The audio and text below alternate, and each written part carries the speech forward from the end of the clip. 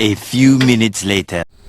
Good day sa inyo mga boss. So nandito tayo ngayon sa may rainforest campsite. So katatapos lang natin mag-set up ng ating tarp and then yung ating tent.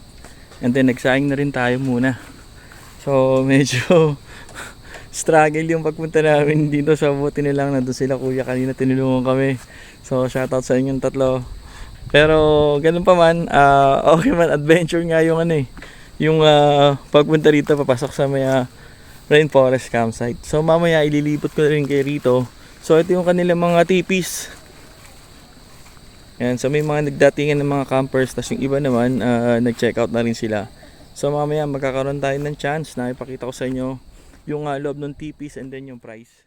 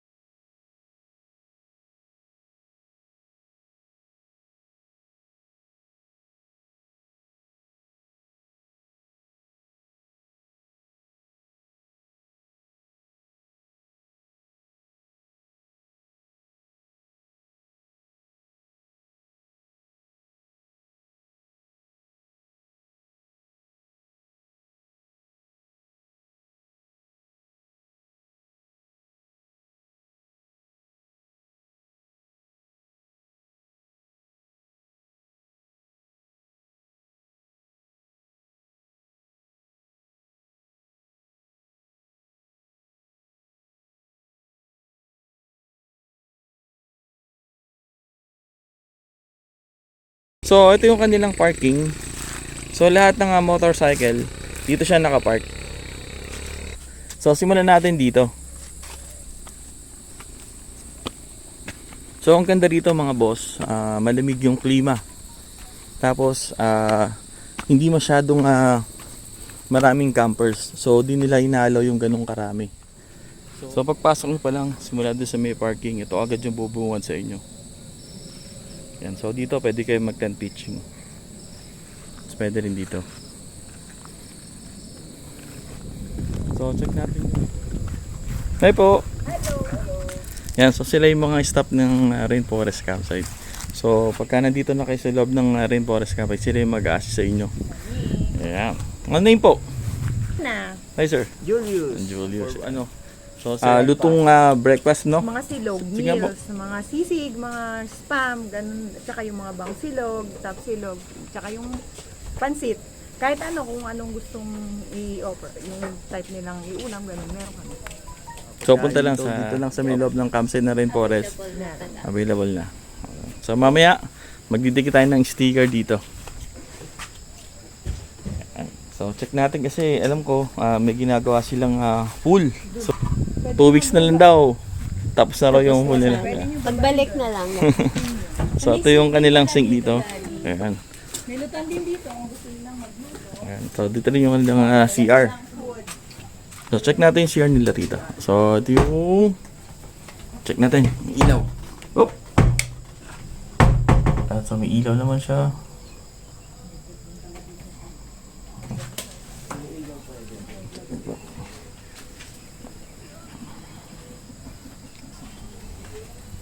So tara mga boss, check natin dito sa baba yung ano. Dito lang po sa dito. Alright, see. Ah, Check natin. dito. So yun yung pool. Uy, okay ah. Mami dito, pwede na rin dito naman. Dito daddy. So check natin yung pool. Hindi lang ah.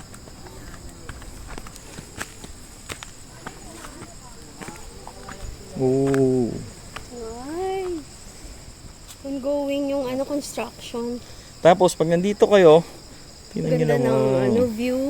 Grabe. So punta naman tayo sa may transient house. So check natin yung rooms doon.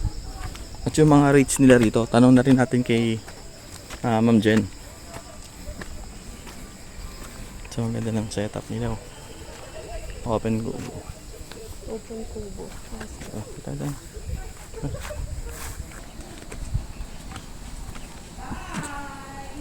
Hi, Ma'am Jen.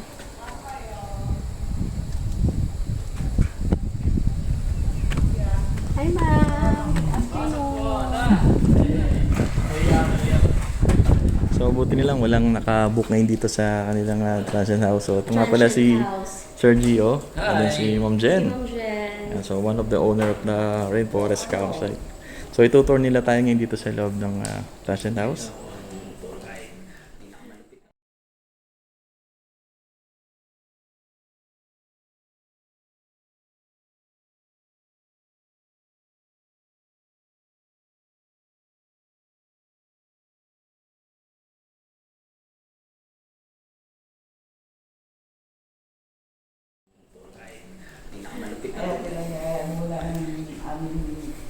CR. So, ito yung kanilang comfort room dito. Ayan. So, oh, nice naman. Sige na pa kanila. Yeah. Uy, ganda. So, may shower. Ayan. Ito ma'am po. Ready po ba? Ayan. So, tour tayo ni ma'am.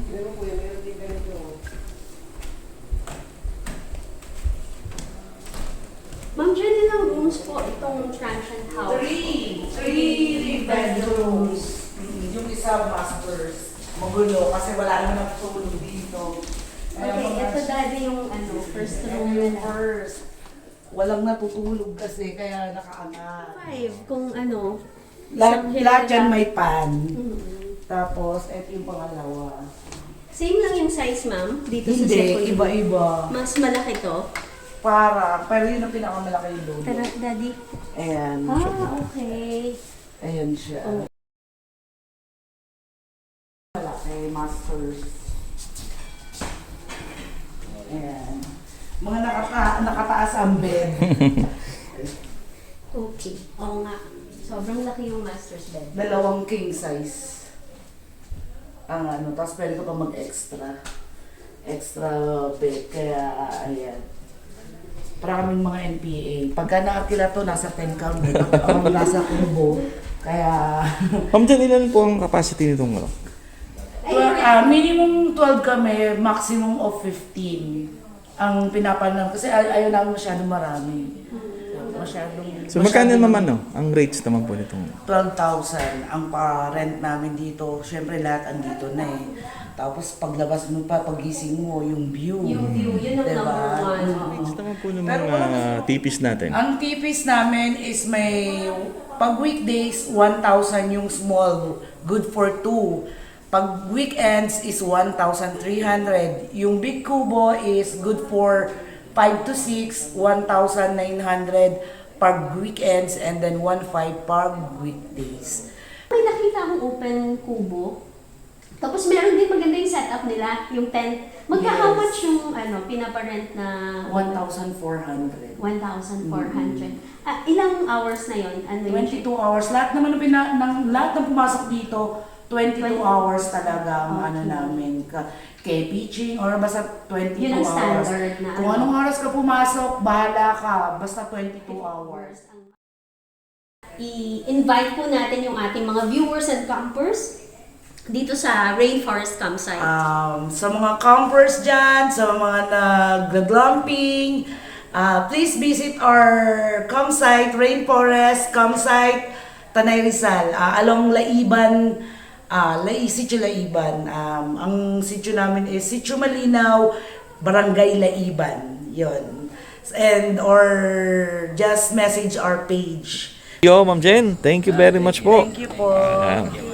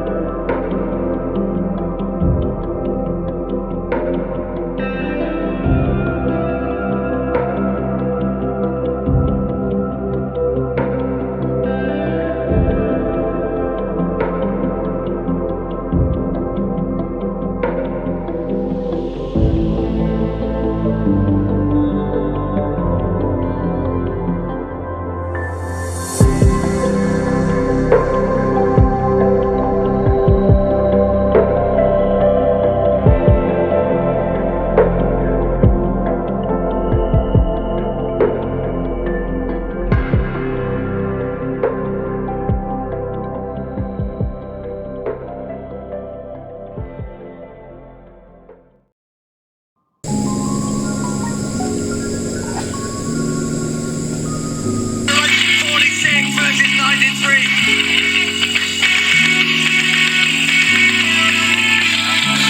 Right, but Marcus holds firm. The master, the doctor, is coming through and he goes up into second place. Can he make it stick? He has done. Classic riding.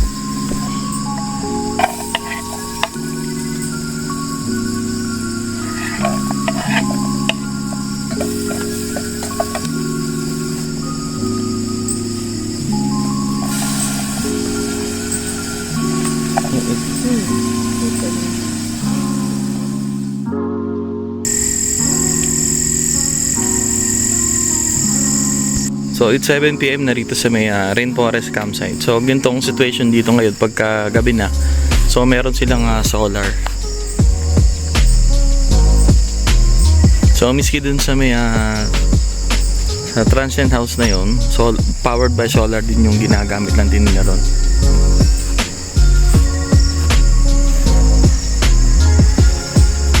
Pero kami ni Mami, hindi solar gamit namin. Di battery na na ilaw. So ang ganda ng view natin tonight. So habang nagdi-dinner tayo, so kita nyo naman may bonfire pa Special yun para sa amin Hindi, joke lang. Tara, let's eat!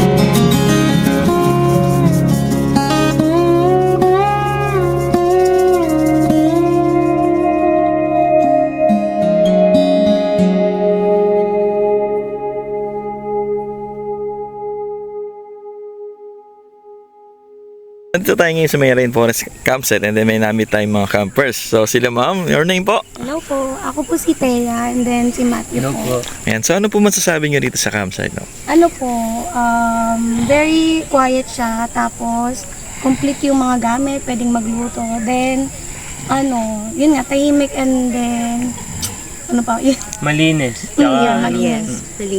Ayan, very comfy siya yung mga rooms din nila. How about naman po doon sa staff ni Rainforest Campsite? Ano po masasabi nyo? Mababait naman. Opo, yun. Madaling kausap. Lalo na yung mag-asawa, no? Si Mas Jen at siya. Baka may gusto po kayong shoutout po. Shoutout po sa Santos family. Yeah. Ilagan po. Ayun. Sige po Right safe po Okay. Salamat po. Nandito rin sila sa Rainforest Campsite. Sir, yung name niyo po? Ang pangalan ko po ay Adonis Aroa. Si ma'am? Leilani Roa po. Lailani. Taga saan po kayo, sir? Taga Pasig po kami. Pasig pa po kayo galing. Sir, I heard twice nyo na pong punta dito sa Rainforest Campsite. So, ask naman namin kayo kung anong nagustuhan nyo dito sa campsite. Actually, totoo yun. Pangalawang beses na namin napunta dito. Number one namin nagustuhan is yung nila. Yung campsite nila is tahimik, si ma'am saka sir ang mabait dun sa mga guests. Bumalik kami dito. Yun ang pati yung miso na gustuhan niya dito din sa campsite.